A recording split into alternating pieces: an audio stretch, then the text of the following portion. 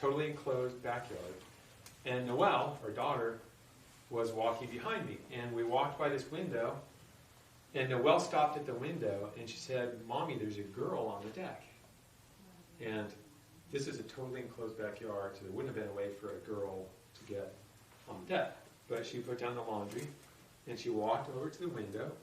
And by this time, Noelle had walked past, and she said, "Noelle, there's nobody on the deck." And Noelle came back, and she said she was standing right there. And she described what the girl was wearing and where she was standing on the deck.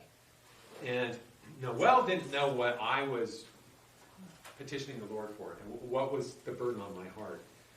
But to me, that said, that was an angel. That was an angel that God sent to appear to my daughter, who had no idea what I was struggling with.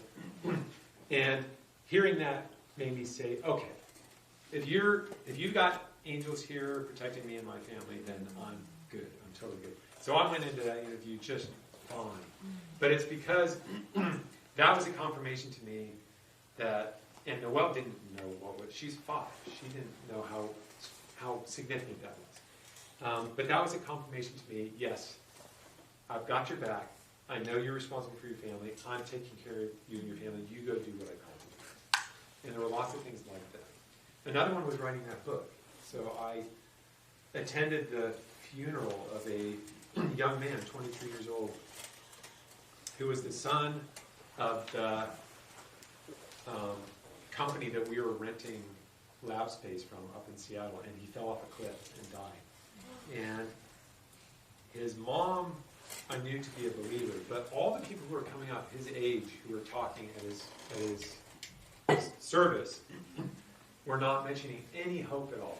No mention of the gospel, no mention of Jesus, no mention of life after death. And it felt really dark to me. And so I went home that night and was just grieving. I was up praying and asking the Lord. I just felt like there's a generation that is not getting the truth. And in my prayer I said, what should I do? And I didn't hear audibly, but it's the only time that I've been praying, and a voice, not audible, said, I want to write a book. And that became that book. So that's how, a number of things like that where I felt as though I'm at the end of what I could do, but God always confirms what he wants me to do, and he always provides a way to do it. 3 more minutes. On donut day. Do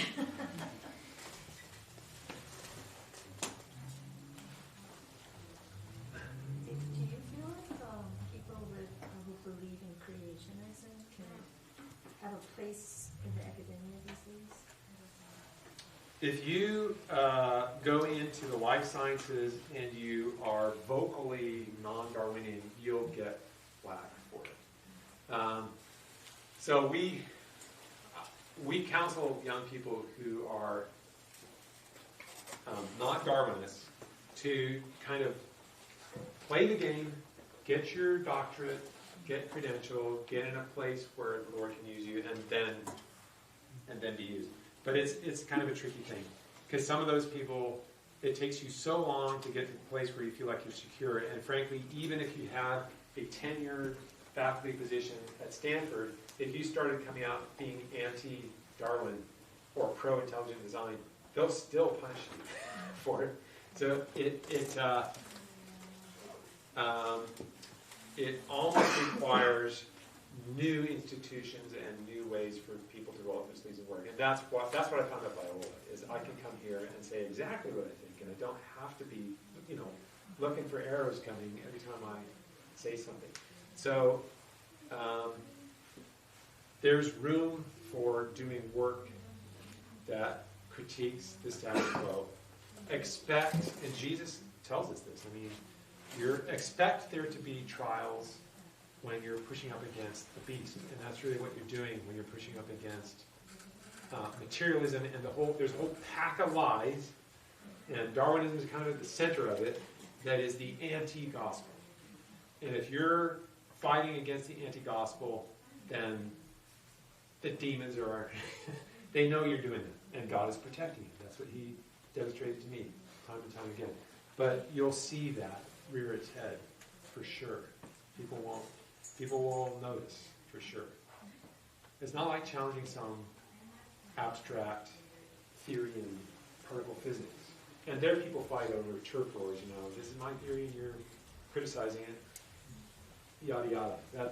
That's a different thing. This is, you're taking on something that's a stronghold, and you see it when you do that. I think we're done.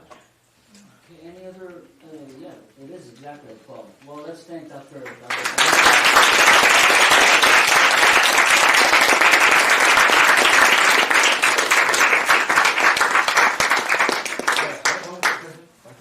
One quick You question. said you lived in Seattle, right? For them? Yeah. Were you a fan of the Seahawks?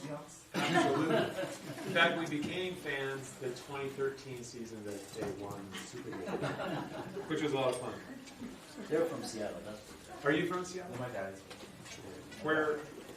Seattle. My dad's from Seattle. Seattle City itself. We were in Kirkland for 15 years. well. Dr. Axe is a neighbor. No, Biola's down the road. Hopefully, Indeed. you can visit him. Yeah, and if people have any, like, how many of you are either juniors or seniors in high school? Yeah, so Biola's maybe a good option. I'm not saying it's the only option, but it may be a really good option for you You guys. guys gonna have to finish your application there. Okay, well, we're going to continue with our teacher's day while we for lunch at the next hour. So, thank you, everyone.